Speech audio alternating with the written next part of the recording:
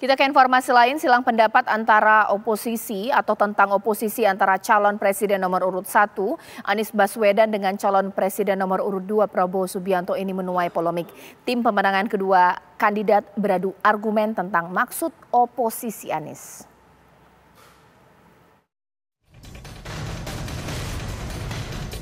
Partai Nasdem dan Partai Kebangkitan Bangsa ikut terseret pernyataan Anies Baswedan yang menyoal lemahnya oposisi semasa pemerintahan Presiden Joko Widodo.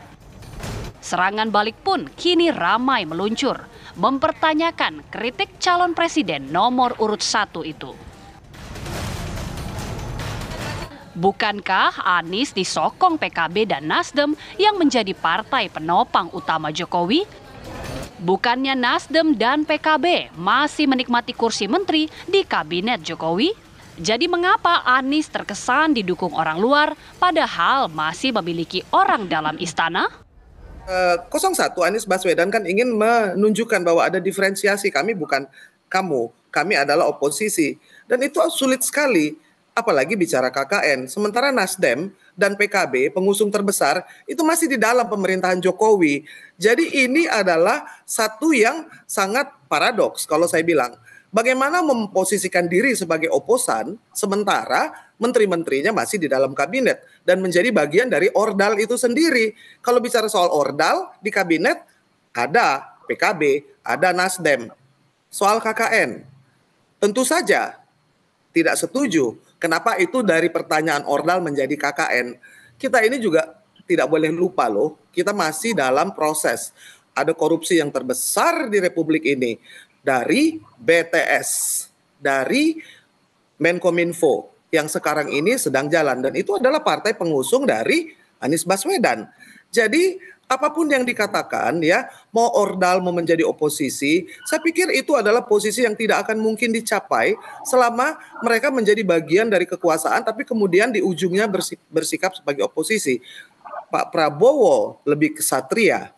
Dia berada di dalam pemerintahan Jokowi dan dia dukung dengan promis atau janji keberlanjutan. Artinya yang 10 tahun ini akan dilanjutkan.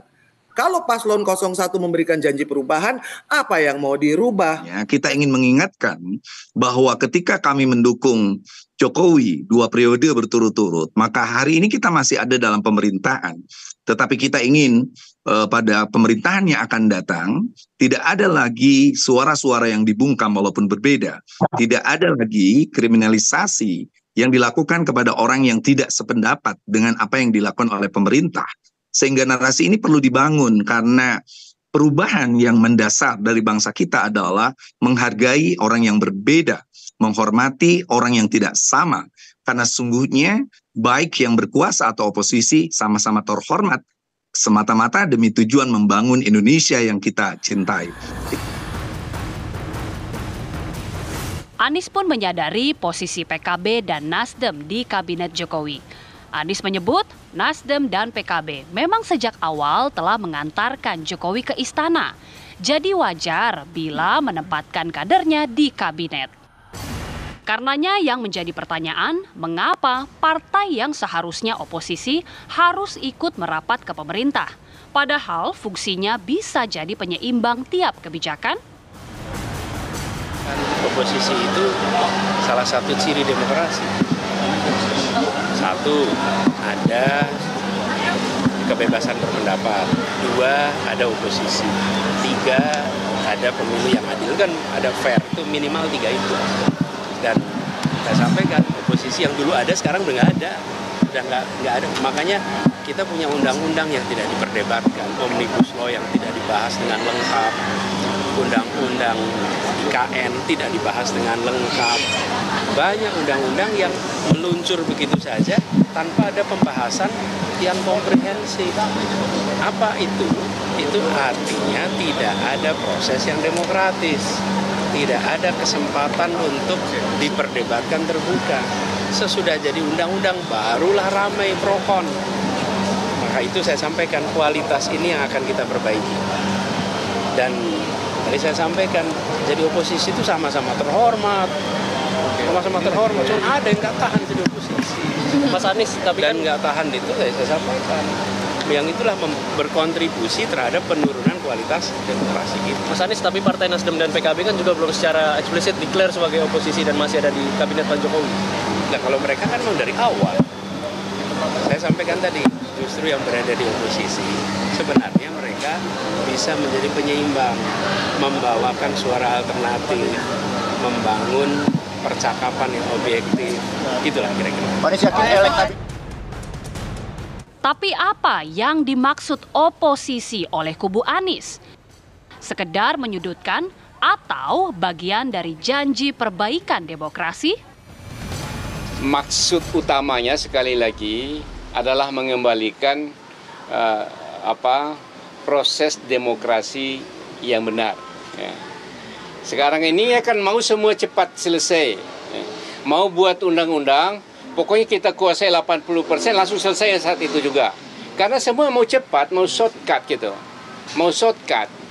Jadi tapi nanti kalaupun insya Allah kalau ditakdirkan oleh Allah, Amin ini terpilih, ya, tidak akan seperti itu, ya.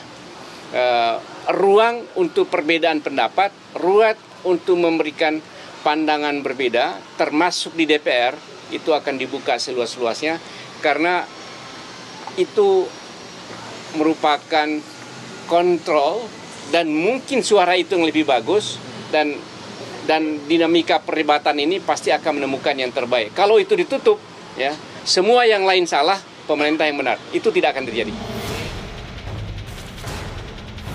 Ketiga pasangan calon presiden sejatinya sama-sama masih memiliki hubungan dekat dengan istana.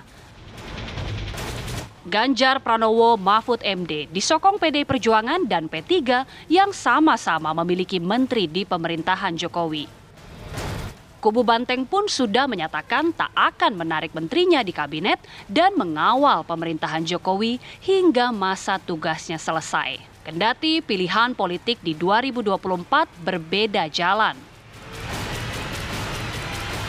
Tim TV One mengabarkan.